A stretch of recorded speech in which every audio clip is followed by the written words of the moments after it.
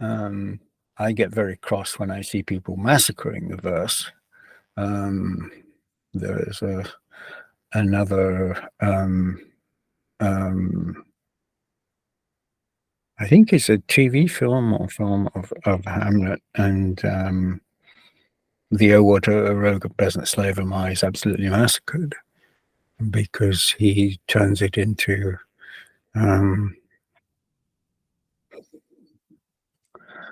well, I mean, I don't know how sensitive to language you're, but I mean, it's a masturbation. I mean, it's just, as we would say in English, it's a wank. I mean, you know, it might have felt very good doing it, but oh God. Um, You're not appreciating the material. You're just going through the motions, basically. You're not. You're allowing yourself to revel. No, to wallow in the emotions without sharing it with the audience. That's an interesting point. I mean, there are two. I mean, I'm not going back to the 1950s and 1960s voice beautiful. John Gielgud, an actor whom I absolutely respect and admire, but I mean, there's an apocryphal story about him when he was doing one Shakespeare, and of course he had that magnificent voice, which and so he could get carried away sometimes too, and he sort of, and there's a story when he was delivering one speech, and he came off stage and went, "Oh my God, pure opera." He's criticizing himself. I mean, right, for getting so carried away, but no, I mean, the fascinating thing I found, more and more I look at this, is the more you respect the verse and the more you actually make the verse work for you, the more natural and spontaneous it sounds. Which might seem contradictory to some people given their training, but if you really do respect the verse and really do hit those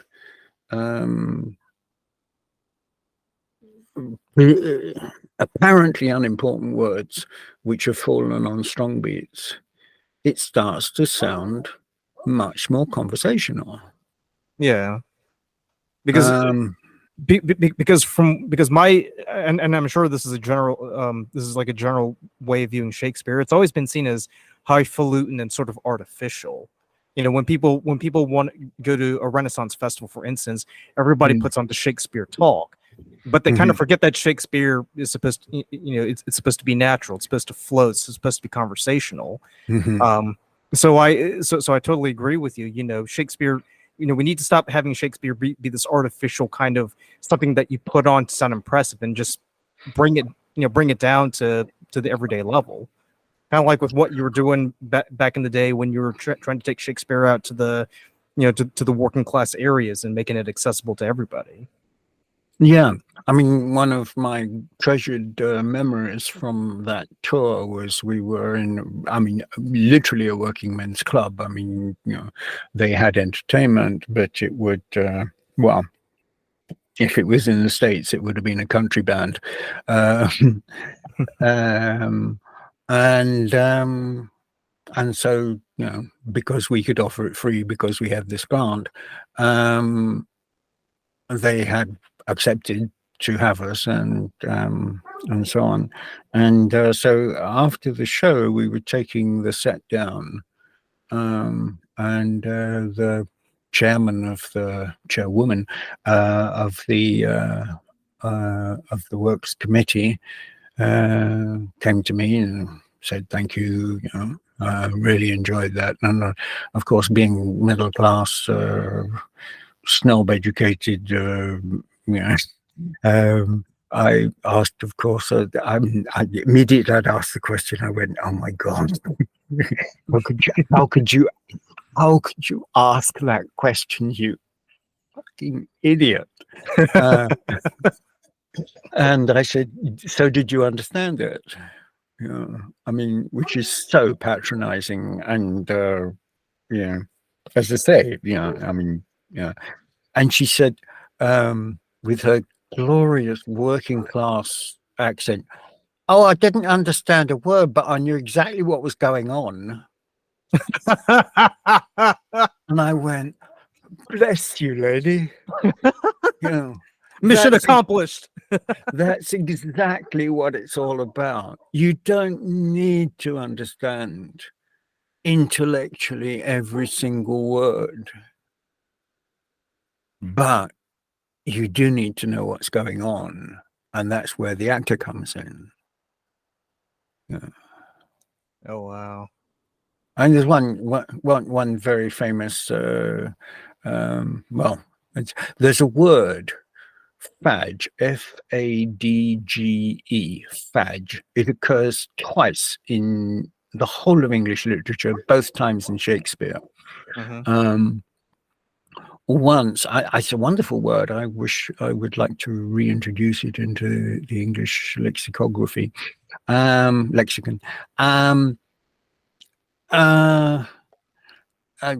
don't know if you know Twelfth Night, but Viola has dressed as a boy, and she's been hired by the Duke to go and woo this rich widow who he's in love with, but he can't do it because he's the Duke and she's only upper middle class, and so he hires his page, his boy, which is a girl, dressed as a boy, to go and woo Olivia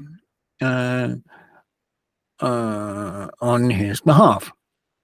And so she does what she's told, she does what she's paid for, and she goes to Olivia and she starts to woo Olivia on behalf of her boss.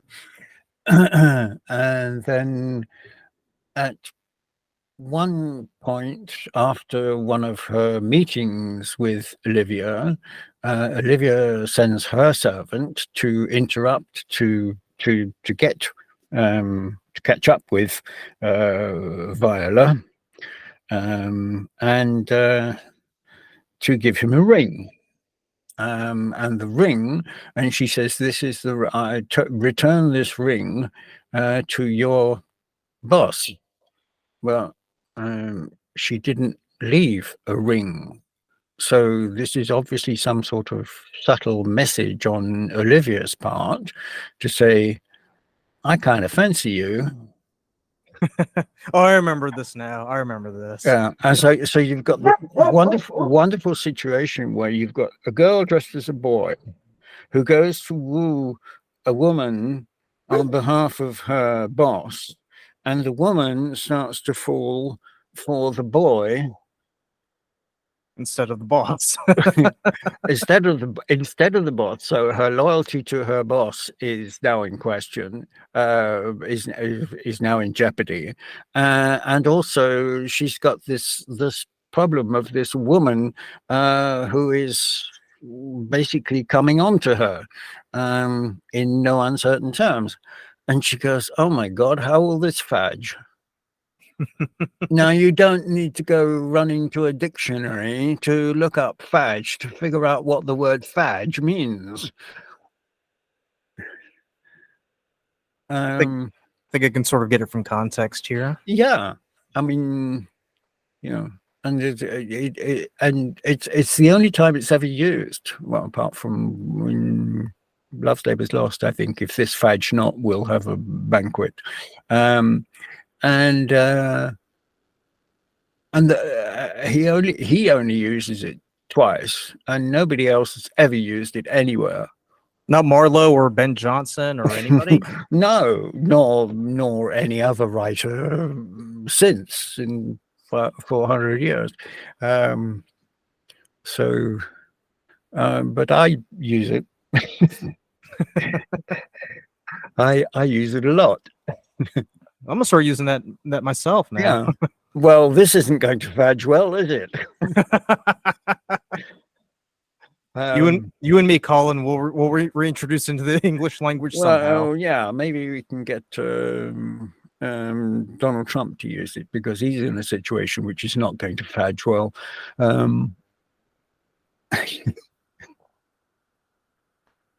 Oh, I mentioned the unmentionable. I'm sorry.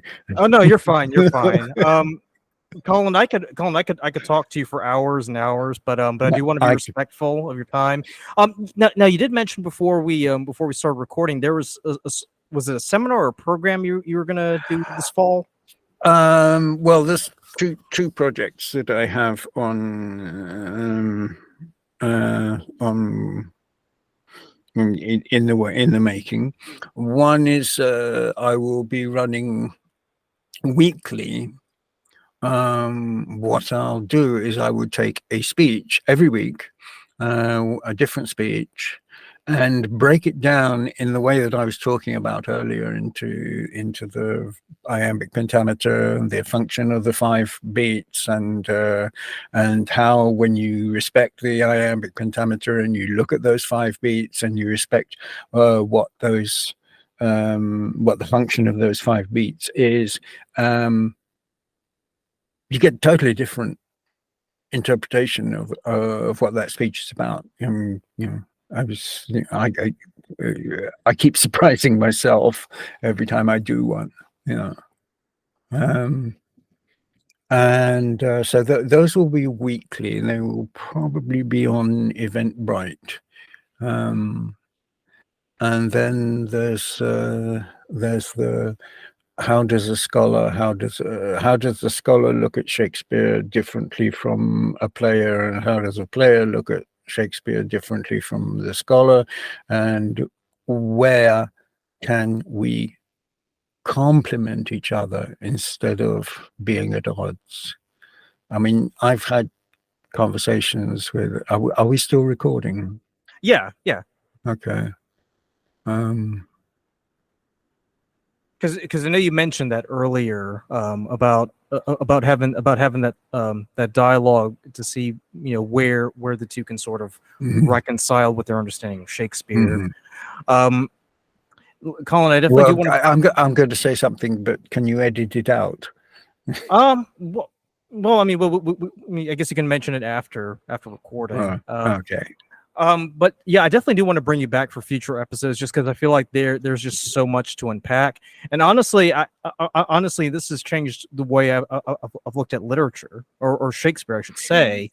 I know you don't like classifying Shakespeare as literature, so I'll try to be respectful of that. But before we wrap up, are there any particular movies or TV shows or plays that you've seen recently that you want to? Okay, I'll tell you the story of Baz Luhrmann's Romeo and Juliet. Okay. And my personal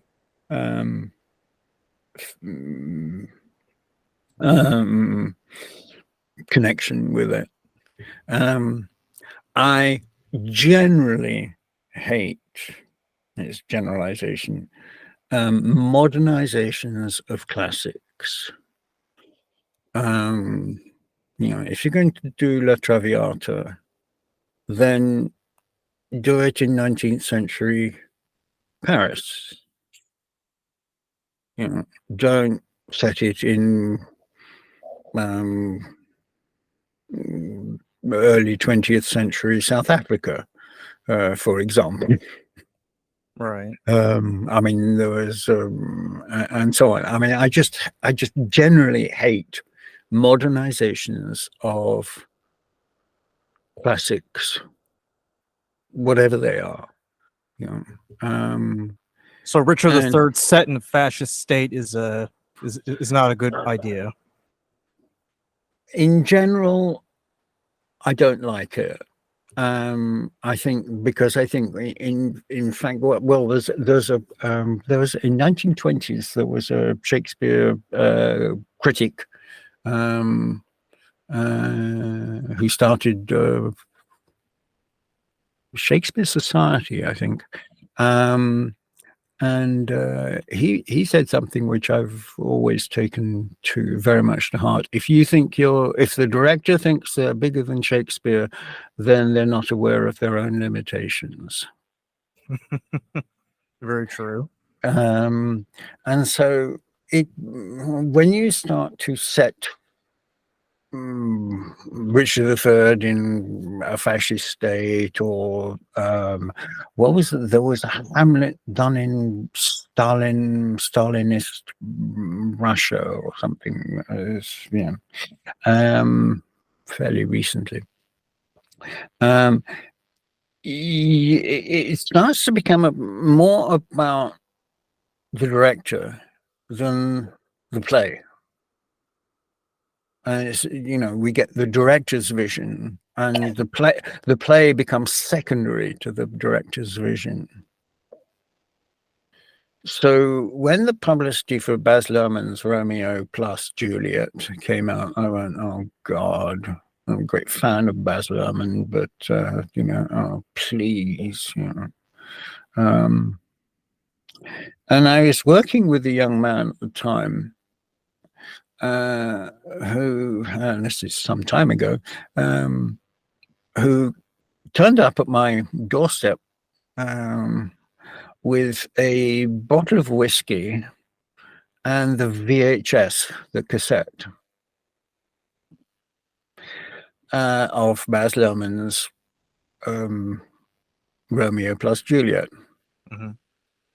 And he knew me quite well. Which is evidenced by the bottle of whiskey. And he said, if you want the bottle of whiskey, you have to watch this. And I went, Kevin, really? And he said, yes. And I went, well, I'm not turning down a bottle of whiskey. So we put the cassette in the machine. We poured ourselves a glass each, and off it went. And within 3 minutes, I was totally hooked. Totally. And I went, wow.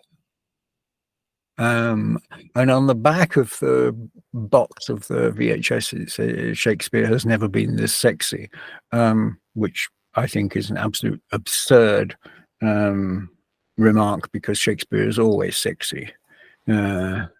If you think it's sexy, it is sexy. If you don't think it's sexy, then you quite simply haven't seen it yet.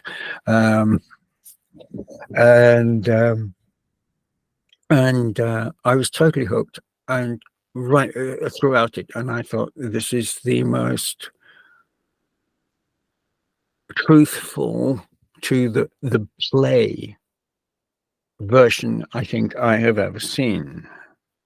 Now, given the visuals, the play was written in 1590 something, and set in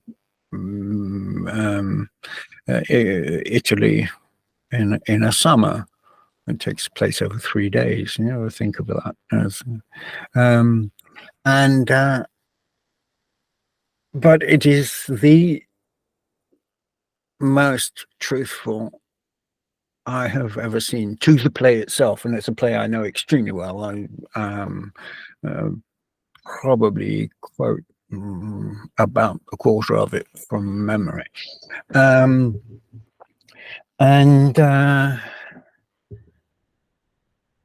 and at the end, I was absolutely,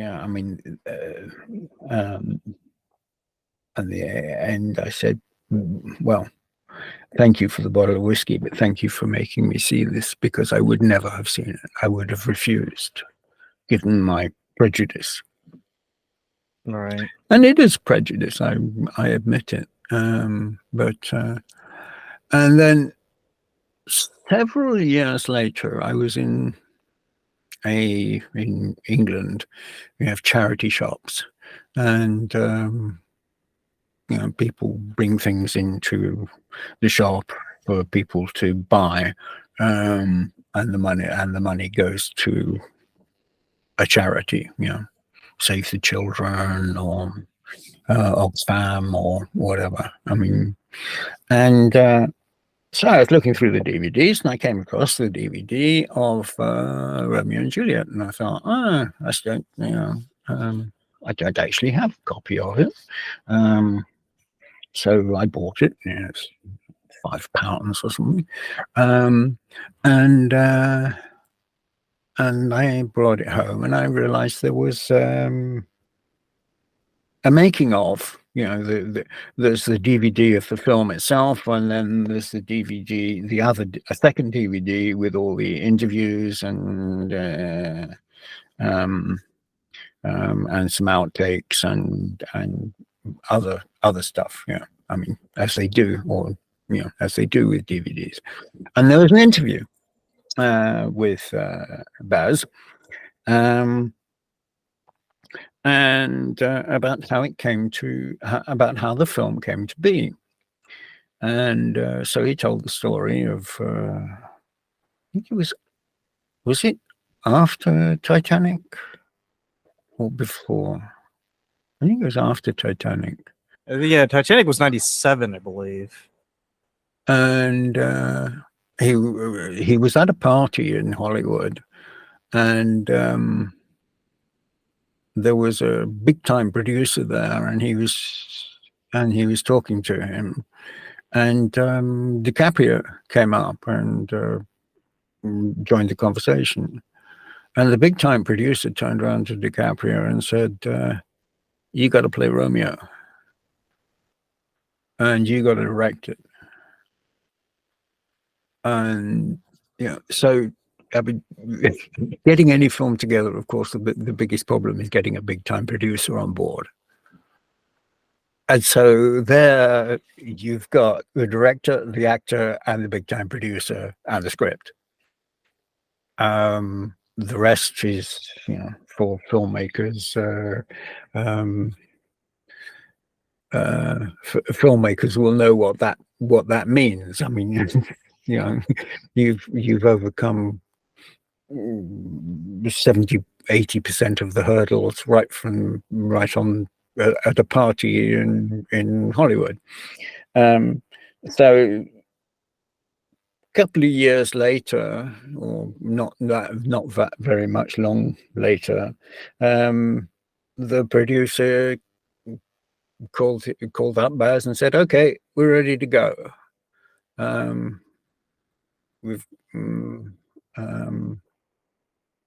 So what do you think?" And he said, "Well, okay, yes, right, fine. Shit, what do I do now?" So in this interview, he said, "Okay, everybody's done Romeo and Juliet. What the hell do I do with it?" And he said, "Okay, there's only one way to approach this, and that is to empty my mind of every Romeo and Juliet I've ever seen, everything, every preconception that I've ever had about the play itself." And he got his secretary to type it up as a film script, not as a not as a literary or text, or as you would find it, but literally in exactly the same way as you would have any other film script presented. And he said, "I locked myself in my office for 3 days and told my secretary to hold all calls, and I just looked at the script, having completely emptied my mind of any other preconceptions, and I just let my imagination go with what came off the page." That's why it works for me, because he didn't come to the project wanting to put his mark on it, he let everything that he put into that film come from the page first. So he let the script inform the movie, not Yeah. okay. Oh, I mean, obviously they then had to cut. I mean, certain scenes and certain. I mean, they had to go through probably with a fairly heavy pair of scissors because. But it's organic. It's even though the setting is not 17th century Verona. What he did is organic, and it's organic because it comes from the script, not because he wanted to do something original.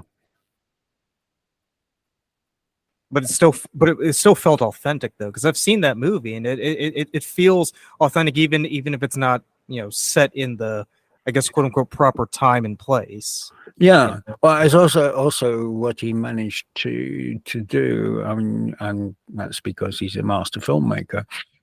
He managed to make it everywhere and nowhere.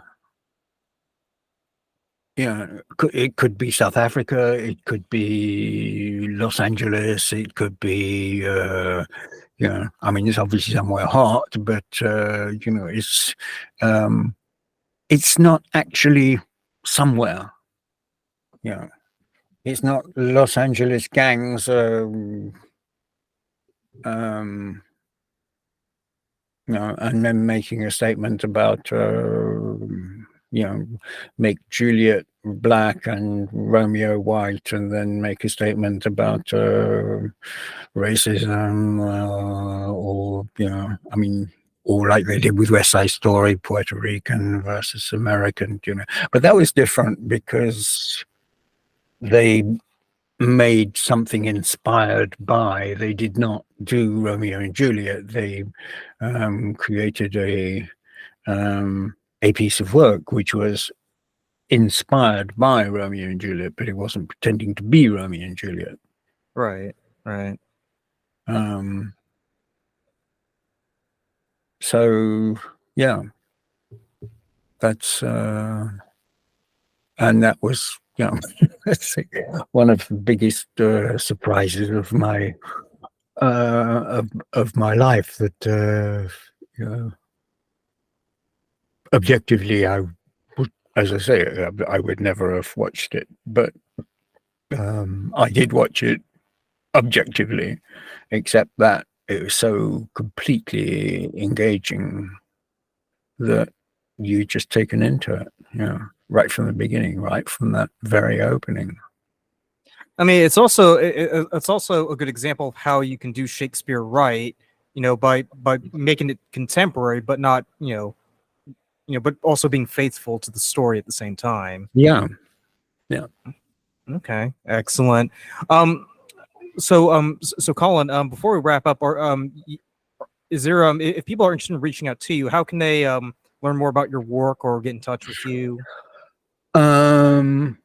Well, Shakespeare Unbound .com is a website on which you can buy access to the streaming of the show.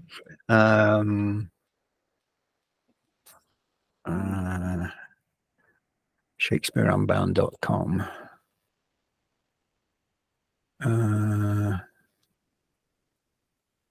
And you also have a YouTube channel as well. I have a YouTube channel. I sent you the link to that, and I'll put that in the description below. There is also, I keep meaning to make it, to update it, but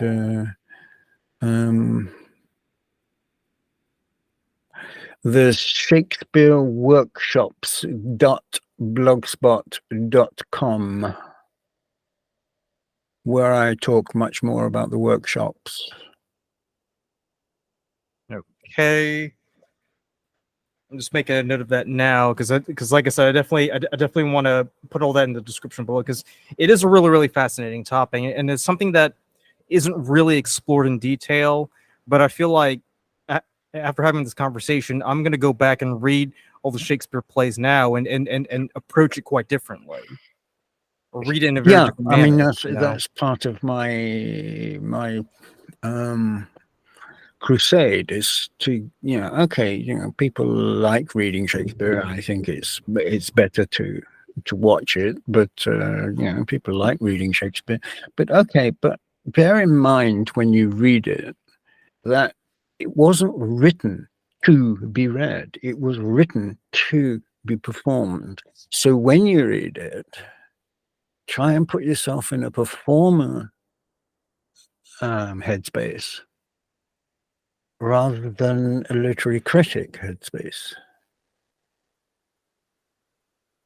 Yeah, because that's how it was meant to be, originally. Anyway. Well, I mean, if you think about it, as I say, everything was handwritten at the time. So by the time the first night came around, the first performance of, I don't know, Measure for Measure came around, there were only probably there were only three people who had ever seen the entire play. Presumably the author, the book holder, or the stage manager, we would call him now, but the book holder, and the censor. I mean, that's kind of mind-blowing to think about. Yeah, absolutely. Kind of lose sight of that, but I think that's something we definitely need to bring back, along Yeah. with the word Fadge. And I mean, by the time the folio, up until the time when the folio was printed, there was probably only one copy, handwritten, of that play in existence. Wow. And in fact, in the play Shakespeare Unbound, I kind of suggest that, in fact, there wasn't any copy of the entire play because some of the prompt books would have been lost in the fire in 1613.